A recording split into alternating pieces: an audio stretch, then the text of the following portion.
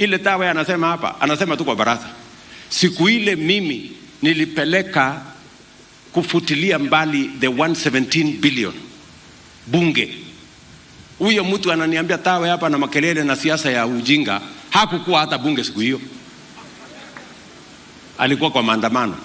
Sasa mimi nataka nikuulize wewe ni mbunge umechaguliwa, siku inafutiliwa mbali madeni ya wale watu wa sukari ambao wewe unawakilisha, you are not there.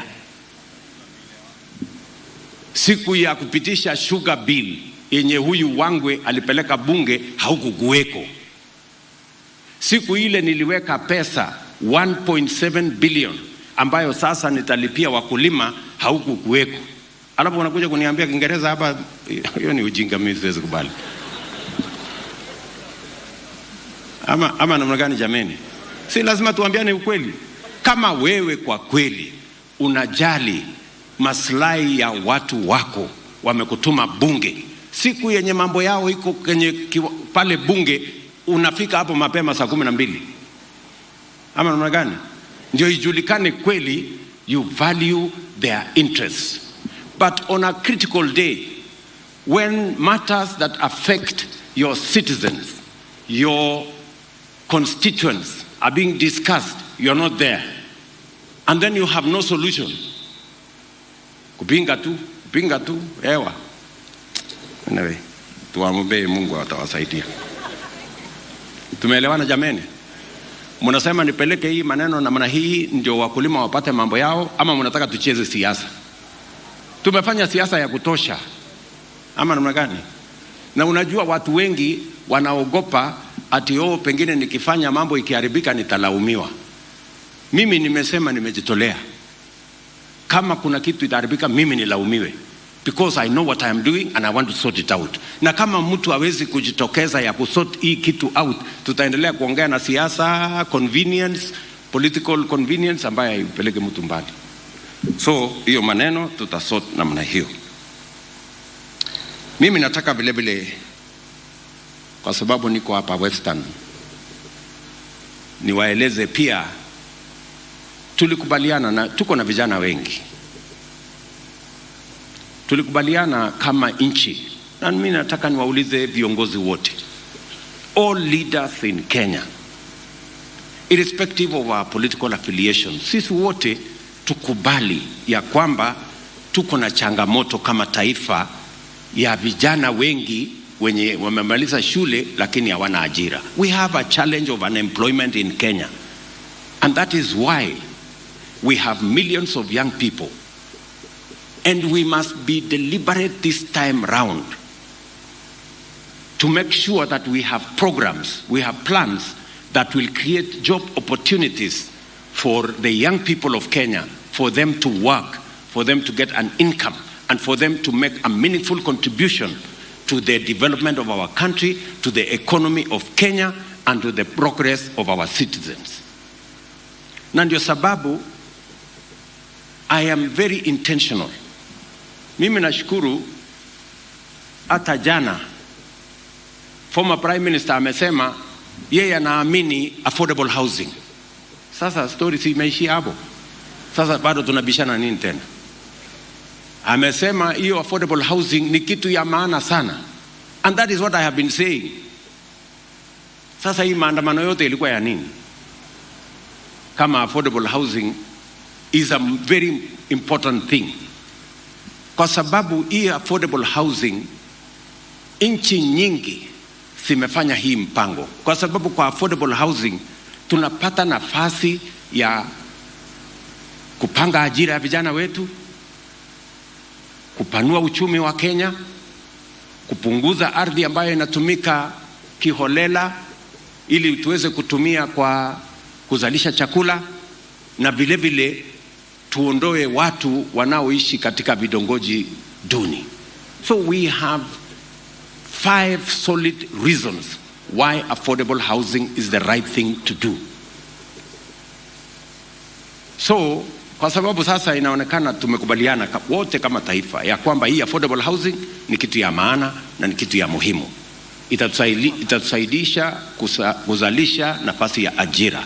Nikiongea na nyinyi sasa, tuko na vijana 1130 wakiwemo vijana nilikutana na wao jana wa hapa Kakamega, wanafanya kazi katika program ya housing. Architects wako pale, engineers, quantity surveyors, plumbers, carpenters, masons, steel fixers, many people. Watu wanafanya kazi katika viwanda ya simiti wameongezeka, watu wanafanya kazi katika viwanda ya chuma wameongezeka, transporters hapa katikati, Kwale, stone, nini, kokoto, kila kitu, tunasonga mbele. That's what we want to do. So mimi nawauliza viongozi wote, let us harmonize our thoughts. Let us think about the millions of young people who don't have jobs. They are our responsibility, and we must work together towards creating job opportunities for them.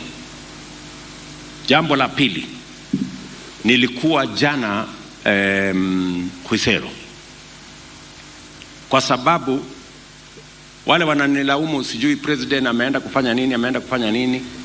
Nimeenda Marekani, nimeenda Ujerumani, nimeenda Ufaransa, nimeenda Britain, nimeenda UAE, nimeenda Saudia, na wametupatia nafasi 500,000 ya vijana wa Kenya kufanya kazi katika nchi zao. And that is what we want to do. Waswahili wanasema asiyekuweko na lake halipo. Mnafikiri tunaweza kunegotiate na watu tukiwa mimi nikikaa hapa kwa kijiji? Si lazima niende nipange vile vijana hawa watapata ajira? Hata nilikuwa nashangaa juzi, naona wale watu wapinzani wetu wanasema, mbona president ameenda kupanga ati vijana waende wafanye kazi ng'ambo? Sasa mimi nashangaa, huyu naye ungependa vijana hawa wahangaike kwa madukani hapo vijijini badala ya kwenda kufanya kazi ng'ambo? Kwani kufanya kazi ng'ambo iko dhambi? Anyway, tuko na, lakini Mungu atatusaidia. Si mtatusaidia kuombea hii watu waelewe maneno. So mimi nataka vijana wa Kakamega munisikize. Hii Kakamega tuko na wards 60. Kila ward tumekubaliana na hao wabunge, wamebadilisha sheria. Mimi nimeweka sahihi sheria mpya ya CDF. Tunaweka ICT hub katika kila ward. ICT hub. Hao wabunge watajenga, mimi nitaleta computer, na before the end of this year zile computer ambazo zitakuwa Kakamega haitakuwa chini ya computer 15,000. Nyinyi vijana mjipange. Kila TVET itakuwa na computers. Tulipatiana jana ya Khwisero, nimepanga ya Chivaiwa, nimepanga ya Bushangala, nimepanga ya Shamberere, nimepanga ya TVET zote za hapa ikiwemo mpaka Kongoni kule Likuyani, na hizi zingine zote. Nilikuwa naongea na mbunge wetu wa Mumias West huyu Naika, na tumekubaliana mambo ya Asia. Inaitwa nini ile kwa Jago? Mumias West tunapeleka computers, kwa sababu pia tumepata nafasi ya digital jobs. Tayari kuna vijana, leo nikiongea na nyinyi, hata jana mmoja wao tulikutana na yeye pale Khwisero. Kijana moja, hata huyu speaker alishangaa, Wetangula, akaniambia kwani hii kitu ya digital job ni kweli? Kwa sababu tulipata kijana moja pale alikuwa anaitwa Clinton, ama alikuwa anaitwa nani? Clinton pale. Anasema kila mwezi yeye anapata $800. Hiyo ni 1130 kila mwezi. Anafanya kazi hapo tu kwa kompyuta, kwa mtandao, digital job. That is where we want to take. Na tuko na nafasi kama hizo karibu 1,000,000 ya vijana wa Kenya. Mimi nasema haya mambo kwa sababu I want us to understand that the challenge of unemployment needs a program, a deliberate program, an intentional program of creating jobs. That is why we need housing. That is why we need digital jobs. That is why we are engaged in bilateral labor agreements to export our labor so that we can create jobs, we can stimulate our economy, we can increase earnings coming to Kenya. That is how we are going to drive poverty out of our country. Watu wa Kakamega jameni, na wauliza, mkubali tufanye kazi hii kwa pamoja. Nimeongea na wabunge wenu ili tuweze kuelewana vile hii kazi tutafanya kwa manufaa ya watu wa Kakamega na wabunge wa nchi yote, tuweze kwenda mbele pamoja. Munasema tupange mambo yenu ya ajira ya hawa vijana na kilimo na masomo ya watoto wetu, ama mnataka tuendelee tu kulumbana? Tupange. Munasema niendelee kupanga na hawa viongozi wenu? Tupange kilimo, nyinyi mtafanya bidii. Tupange masomo ya watoto, mtafanya sehemu yenu. Tupange ajira ya hawa vijana ili wapate income, ama mnasema tufanye namna gani? Ama mnataka tu tibim tialala ria sasa hiyo, please.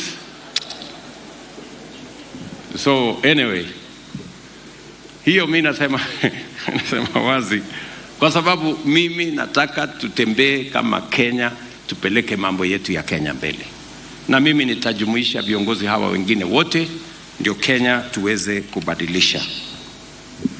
Mwisho kabisa, tuko na mambo viongozi wenu waliniuliza, maneno ya stima, tumekubaliana na wao. Nimewaambia nimeweka pesa 2.65 billion ya watu wa Kakamega County. Tunataka kuunganisha wananchi wengine 40,000 kwa huduma ya stima. Viongozi wenu waliniuliza mambo ya maji. Mimi nimewakubaliana na wao, wataketi chini na wizara yangu. Kuna program mpya tunapanga na watu wa African Development Bank, tuongeze miradi ya watu wa Kakamega ya maji. Tumekubaliana na wao mambo ya industrialization. Hii gold mine yetu hapa imezunguka miaka nyingi, lakini sasa I want to tell you, tumemaliza procurement this week. In the next 2 months, ikizidi 3 months, mimi nakuja hapa ku launch construction ya refinery ya mambo ya gold. Tumepata waegezaji. We are negotiating between 2 and 3 billion shillings ya that refinery, ndio tuhakikisha kwamba tunasongesha mambo ya viwanda katika sehemu hii. Kule Vihiga pia tunafanya procurement ya granite ya kule Vihiga, tuweke pia kiwanda kubwa huko ya granite. Tuache kuagiza granite kutoka India, tutoe hapa Vihiga tuweze kutumia katika taifa letu la Kenya, and many other projects. Pia kupunguza ile post harvest losses ya kilimo. Jana nilitangaza hapa tunajenga soko 13 mpya Kakamega County. Nilianzia ya Chekalini jana, tumeweka milioni 50 pale, contractor anaendelea kujenga. Tuko na zingine 13 ambazo zinaanza mwezi huu na mwezi ujao. Nimeambia Fernandez, my friend governor wenu, hapa Kakamega town, hiyo soko yenu ni ya zamani kidogo. So nimekubaliana na yeye, kuna mahali anajenga soko ingine kidogo, ndio tuweze kuja wajengee soko kubwa hapa Kakamega town. Nimemwambia akishajipanga, mimi nitatafuta milioni 500 nikuje niwajengee soko hapa. Isipotosha nitaongeza niwajengee soko ya gorofa yenye iko na basement, cold room, nini, mkae chonjo kama watu wengine. Tunaelewana jameni? So Fernandez, harakisha ndio tupange mambo ya hawa watu. Vile tunataka kujenga soko kubwa pale Mumias, kwa sababu is the other township we have. Nimewaambia mambo ya housing, nia yetu ni kujenga nyumba 20,000 hapa Kakamega, na mimi nataka vijana 30,000 wa kufanya hiyo kazi. We have started hapa, we are coming back, we are finishing the procurement. ndio tuweze kupanga ajira ya vijana wa hapa. That is what is important for Kenya. Mambo yale mengine yote tutayafanya tukielekea mbele pamoja. Wacha nimalize hapo na niwaulize, ngoja tu kidogo. Aya, sawa. Aketi hapa. Mweka yeye hapo. No, wewe. Mlete hapa. Wewe. Lete yeye hapa. Wewe.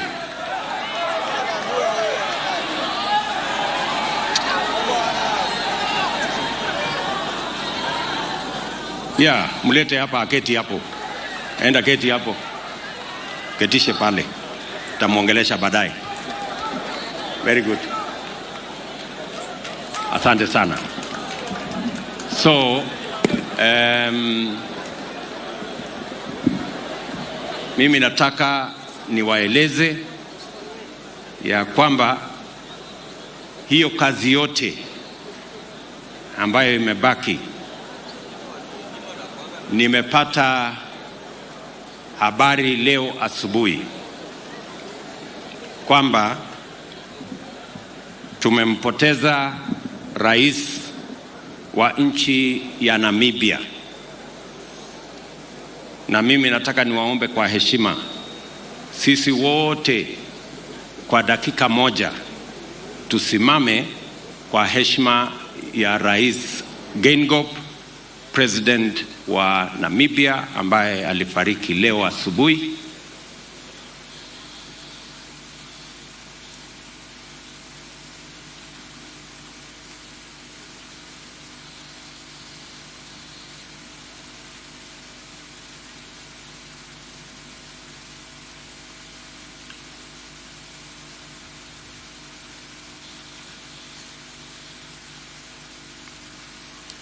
Asante sana, na you can sit, naweza kuteka kiti.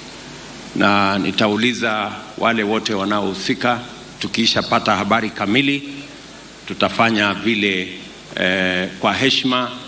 Tutaweka bendera yetu nusu mlingoti kwa sababu ya kumuenzi rafiki yetu, kiongozi katika bara letu la Afrika, rais wa kule Namibia.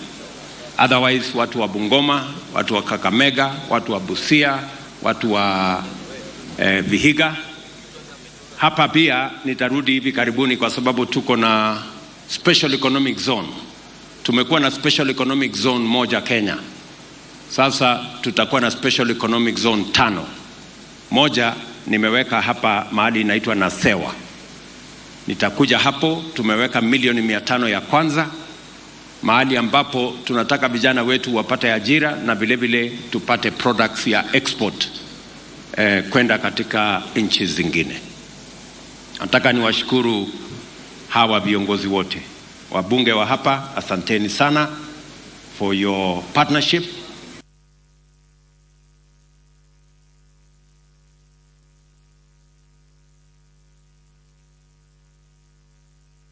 Moses Wetangula anafanya kazi ya muhimu sana pale katika bunge letu.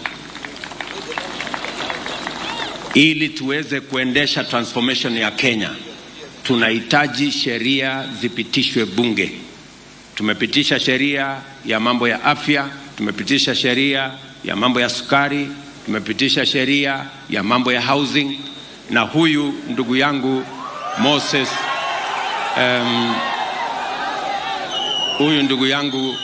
Moses Wetangula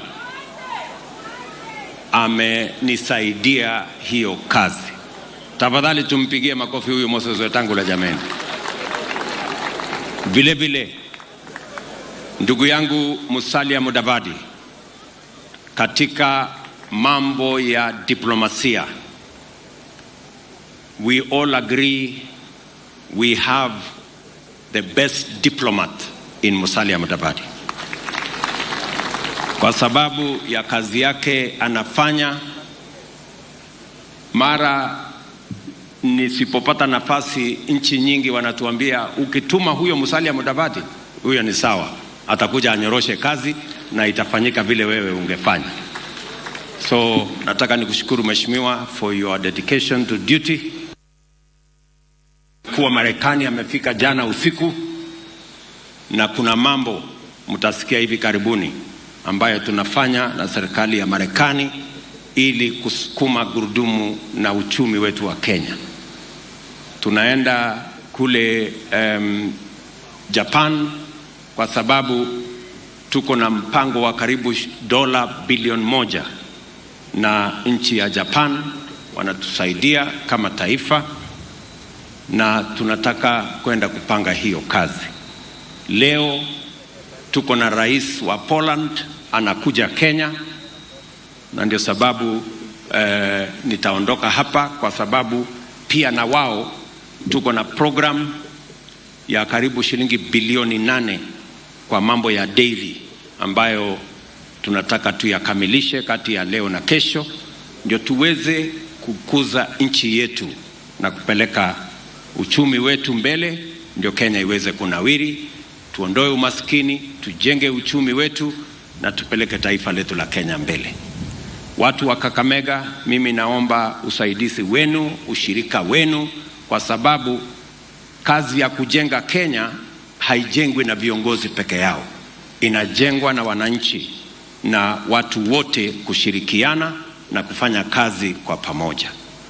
Wahubiri wetu, please continue to pray for our nation, to pray for the people of Kenya, to pray for us, the leaders of this country, so that we can do God's will and we can do that which is good for the citizens of Kenya.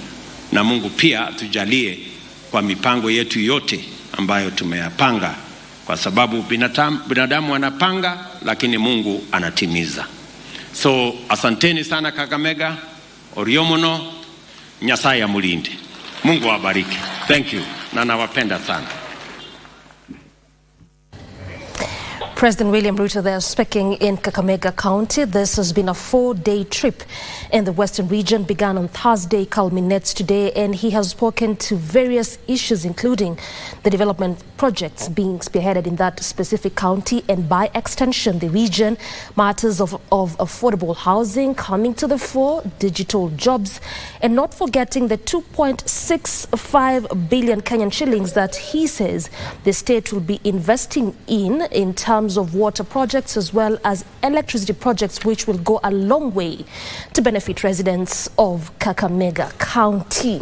That is just what takes us on our first break here on KBC Lunchtime News. We recoil with plenty more, including the very latest coming from Embakasi, where we did witness that LPG that did kill 3 people and rendering 280 people injured. But before we take that break, let's just cross over to Embakasi, our very own. All right, let's take that break. Then we come back with plenty more.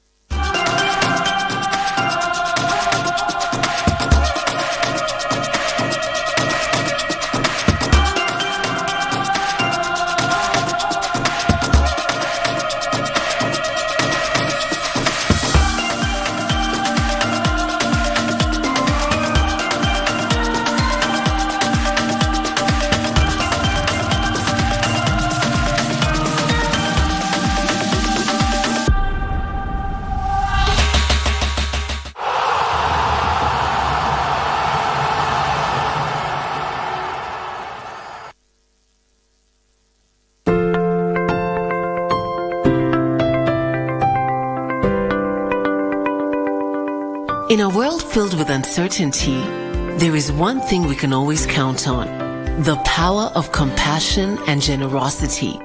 Every day, families in Kenya face unimaginable challenges and hardships. They struggle to put food on the table, provide shelter for their loved ones, and access basic health care. But today, you have the power to make a difference. By just contributing 1 shilling and 50 cents from your airtime, your generosity can provide access to sanitary pads, nutritious food, clean water, education, and life-saving medical care to those who need it most.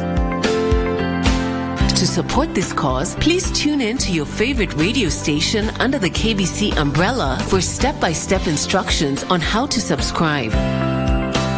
KBC Helping Hands. Together, we can make a difference and bring hope to those in need.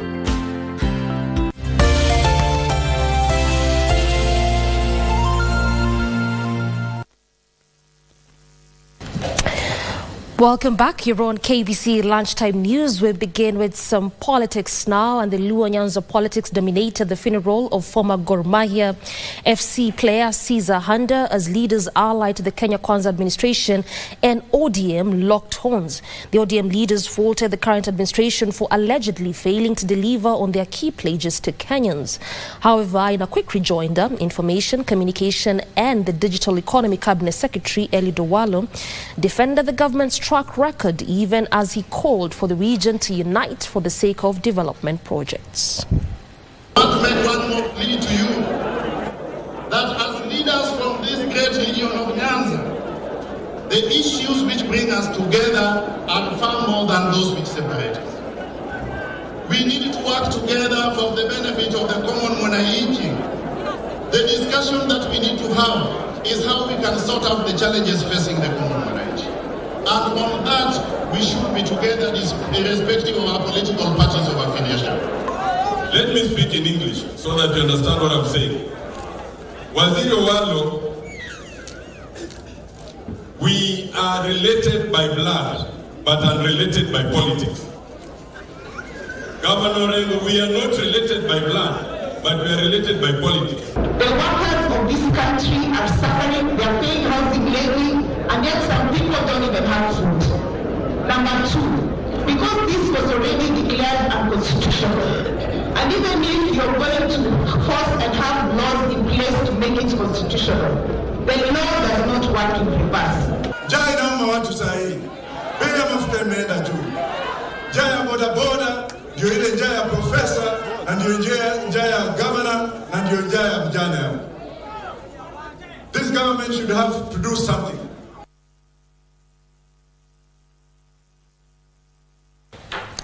And President Dr. William Ruto has joined the world leaders in sending a message of condolence to the family and people of Namibia following the death of President Dr. Hage Gottfried Geingob.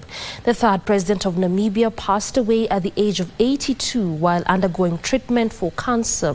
Geingob, who assumed office on March 21, 2015, was also the president of the ruling South West Africa People Organization Party of Namibia. The late president passed away in the wee hours of Sunday while undergoing treatment at Lady Pohamba Hospital in Windhoek, Namibia. His office revealed he was undergoing treatment for cancerous cells discovered during a routine procedure. Despite his illness, he continued to fulfill his presidential duties. President William Ruto has since sent a message of condolence to the family and people of Namibia.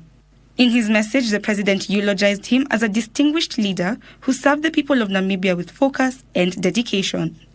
Additionally, he described him as a believer of a unified Africa who strongly promoted the continent's voice and visibility in the global arena. At the same time, former President Uhuru Kenyatta, in mourning President Hage Geingob, described him as a great leader who contributed immensely to the liberation of Namibia.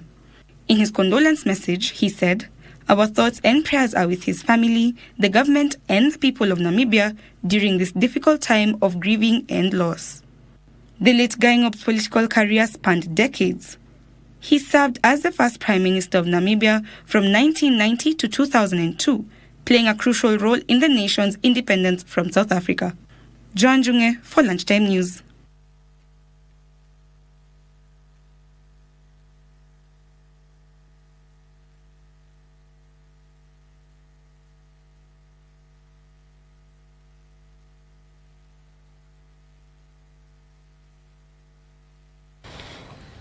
All right, and that story from Namibia with the latest there is what brings us to a close this Sunday afternoon. We definitely appreciate your valid company.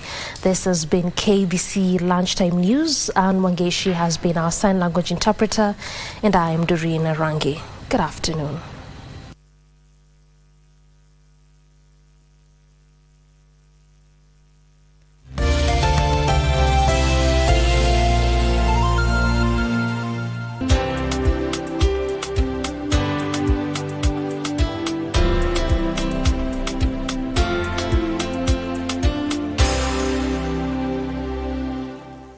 hii uchungu haiishi. Ati na dawa moja, nampea dawa 3. Painkiller ili hii uchungu ishe. Ikiisha hapo wanararara kidogo. Lakini hata